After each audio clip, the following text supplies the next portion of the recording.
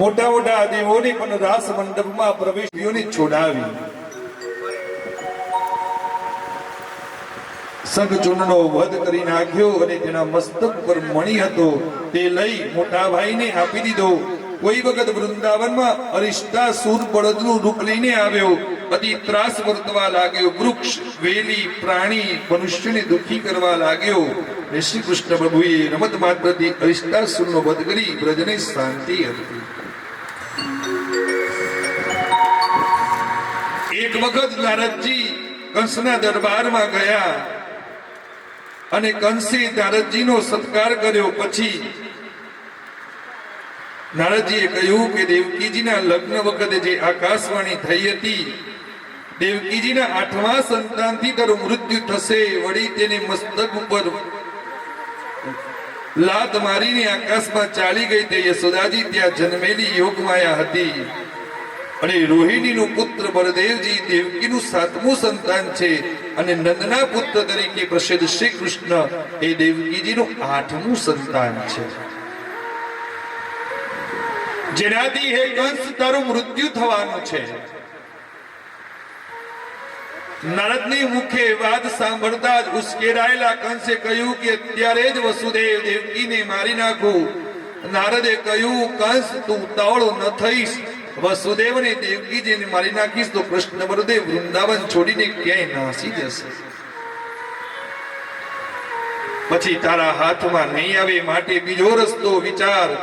નારદની વાત કંસને પણ કૃષ્ણ બળદેવને અહીં બોલાવીને મારી નાખો. ભગવાન વૃંદાવનની અંદર ખૂબ લીલાઓ કરી. વૃંદાવન વાસીઓ જોડે પ્રેમ લાગણી ગોપીઓને આપી.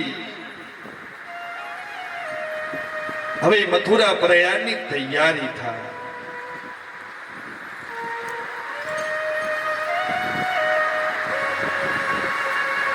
કૃષ્ણને બળદેવને બોલાવવા માટે કોઈ ભક્તની જરૂર અને કંસે કૃષ્ણને બળદેવને પોતાના મથુરામાં બોલાવવા માટે ધનુષ યજ્ઞનું આયોજન કર્યું. ધનુર યાગના બહાને હું તેને આમંત્રણ આપીશ અને કૃષ્ણ બળદેવને બોલાવવા માટે એક ભક્તને મોકલીશ. એનું માન સન્માન કરીને કૃષ્ણ બળદેવ અહીંયા આવશે. મથુરામાં ધનુર્યાગ કરવો છે, પણ આપણા રાજ્યમાં ઘણા બાળકો બહુ હોશિયાર છે, બહાદુર છે. બધાને અહીં બોલાવી આદર કરી ઇનામ આપીએ તો અક્રૂરજી કહે તો બહુ સારી વાત છે. અક્રૂરજીને સમજાઈ ગયું કે મૂળ મુદ્દાની વાત હવે કરી. મારી ઈચ્છા છે કે એક કામ તમે કરો. તમે વૃંદાવનમાં જઈ અને કૃષ્ણને બળદેવજીને તેડાવી લાવો કે ધનુષ યજ્ઞ છે, તમને નિમંત્રણ આપવામાં આવ્યું છે ને તમારા કહેવાથી બંને બાળકો અહીંયા આવશે. એટલે અક્રૂરજી સમજાઈ ગયા કે કંસને મને લાવી અને મોતને ઘાટ ઉતારવાનું કાવતરું છે. રાજનમ નિશિતીશમ યક્તવસ્વાબધમાર્જનમ સિદ્ધય સિદ્ધયો શમમ કુર્યાદ વહી ફલસાદનમ. અક્રૂરજી બોલ્યા કે રાજન, તમારી વાત બહુ સારી છે. ભગવાને બોલાવાનો વિચાર ઘણો સારો છે, પણ સફળતા અને નિષ્ફળતામાં સમબુદ્ધિ રાખવી. બીજા દિવસે સવારે મથુરાથી નીકળવાનું નક્કી કર્યું. અક્રૂરજી વિદાય થયા. કંસને ત્યાંથી વિદાય થઈ. નારદજી સીધા વૃંદાવન ગયા. નમસ્કાર કરીને બોલ્યા કે હે ભગવાન, બહુ આનંદ થયો. તમારા અનેક ચરિત્રો મેં જોયા. રાસલીલા સુધી બધા જ ચરિત્રોના મેં દર્શન કર્યા. હવે પછી તમે મથુરા પધારશો, એ પણ જોઈશું. કંસને મારશો, એ ચરિત્રના હું દર્શન કરીશ.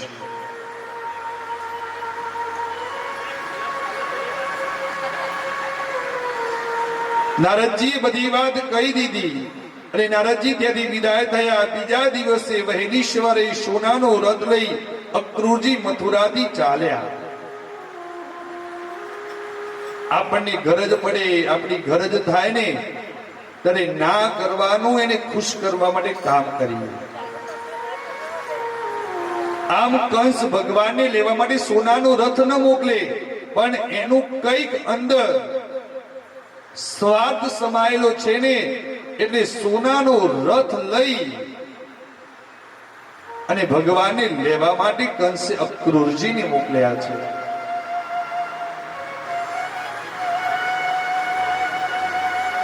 અક્રૂરજી મનમાં ને મનમાં કહેવા માટે લાગ્યા કે કંસનું જે થવું એ થાય, પણ આપણો ભવપાર સુધરી ગયો. કેમ કે મારે તો ચૌદ બ્રહ્માંડના અધિપતિ કૃષ્ણ પરમાત્મા નો હું સારથી બનવાનો છું અને સોનાના રથમાં બેસાડીને લાવવાનો છું. આવો લાવો તો ક્યાંથી મળે મારા બાપ?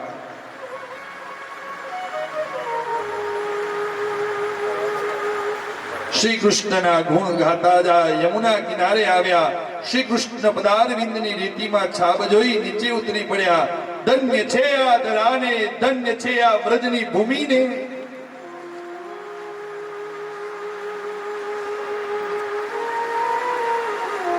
આ રમણ રીતિને બોલતા બોલતા અક્રૂરજી એ રીતિમાં આળોટવા લાગ્યા. ત્યાં તો ભગવાનના પ્રભુના ચરણ સ્પર્શ છે.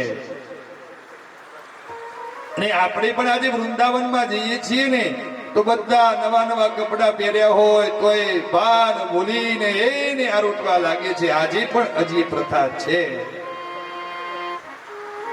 એ રમણ રીતિમાં તમે આળોટો છો ને, તો તમારા 7 જન્મોના પાપોનું ત્યાં ક્ષય કરીને આવો છો.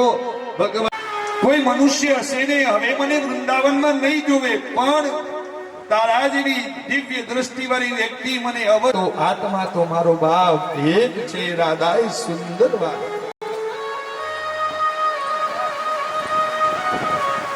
રાધા કઈ બોલી શકતી છે નહીં. રાધા સ્તબ્ધ થઈ ગયેલી છે.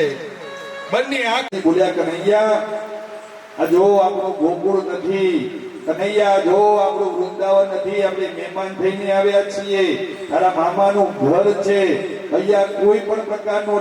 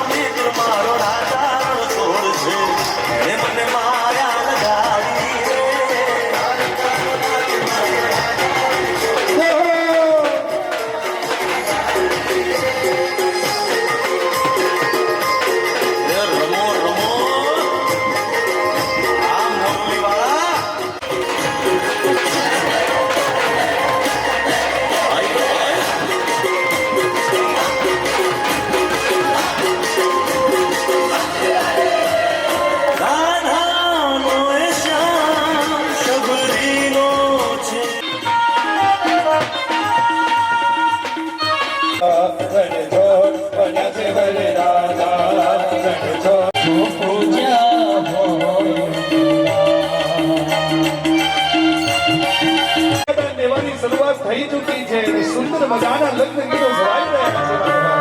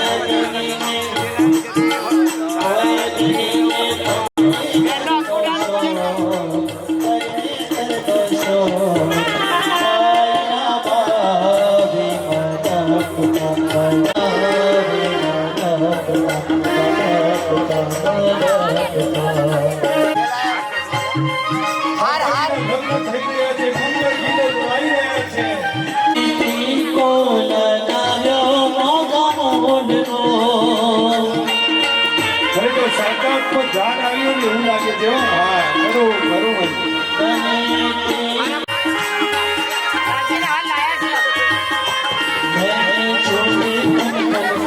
બલંદ દેવ લક્ષ્મી મને દેવ સ્મરામી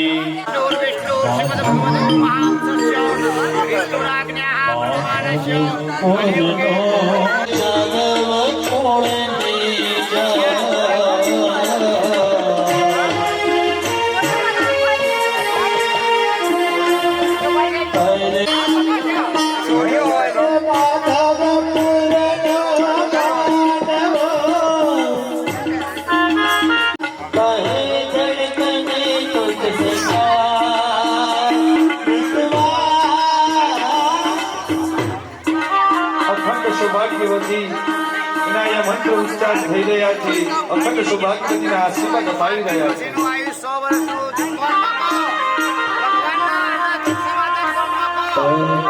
સાચે તારો પતિ અખંડ સૌભાગ્યવતી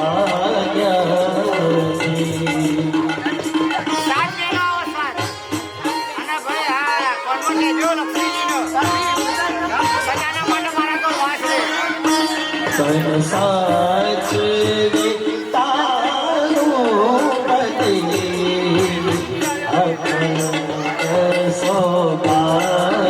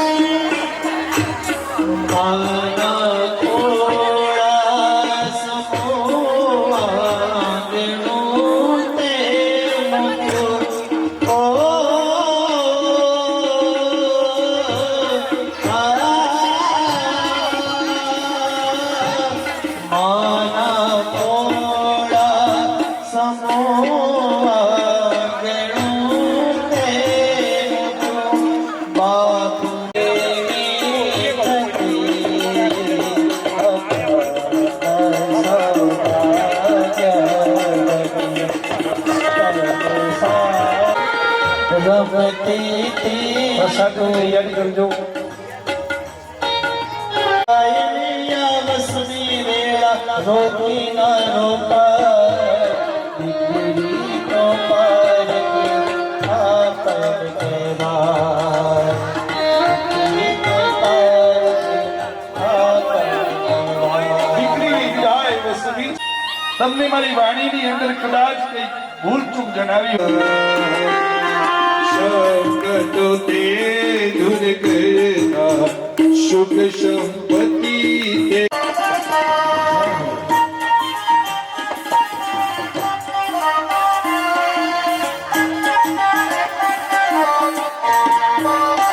મીઠું માખણ ખાતી પ્રભુ મીઠું